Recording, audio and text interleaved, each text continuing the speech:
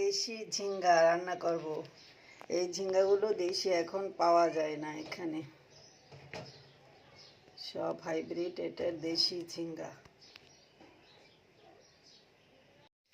ইলিশ মাছ দিয়ে দেশি ঝিঙ্গা রান্না করব। এই পেঁয়াজ ঝাল ভেজে নিয়েছি, এবার ঝিঙ্গাটা দিয়ে দেব। ইলিশ মাছটা পরে দেব। দেশি ঝিঙ্গা।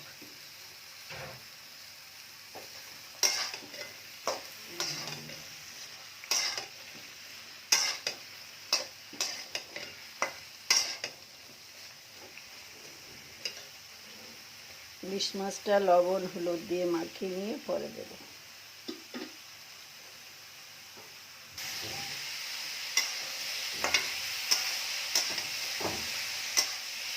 সামান্য একটু লবণ দিয়েছি, দিয়ে কষাচ্ছি।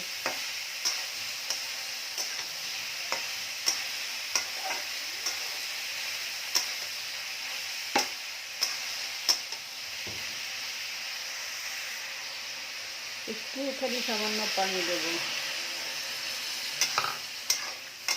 দেশি ঝিঙ্গা তো, এটা থেকে পানি বের হচ্ছে না, বেশ সামান্য একটু দিয়েছি। আমি আস্ত দিয়ে দিয়েছিলাম ঝিঙ্গাটা।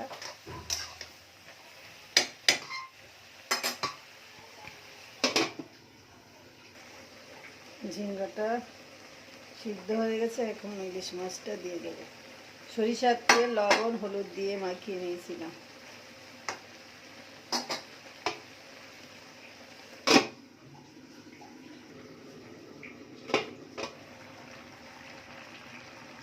দেখুন মাছটার ঝোল বেরিয়েছে কত, ঝিঙ্গাটা দিয়ে।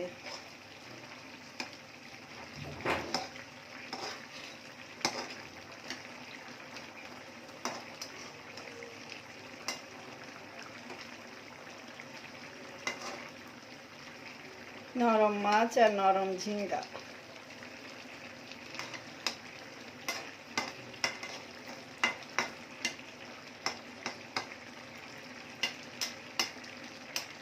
জীবনে প্রথম রান্না করলাম ঝিঙ্গা দিয়ে ইলিশ মাছ, খাইনি কখনো, আজকে খেয়ে দেখবো।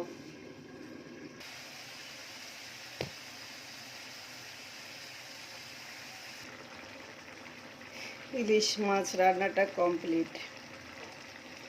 আমি একটুখানি গোলমরিচের গুঁড়া দেবো, আমার খুব পছন্দ গোলমরিচের গুঁড়া।